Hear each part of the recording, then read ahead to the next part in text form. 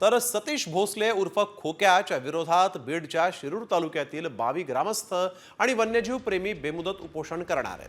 मुंबईतील आझाद मैदानावर 20 मार्च पासून हे बेमुदत उपोषण केलं जाणार आहे।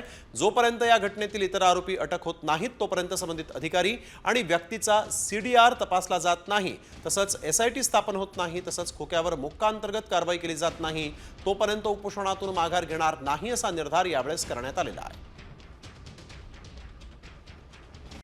कॉमस्कोर नुसार आता isakal.com आहे देशातील नंबर 1 ची मराठी न्यूज वेबसाईट। प्रत्येक अपडेटसाठी isakal.com ला नक्की भेट द्या।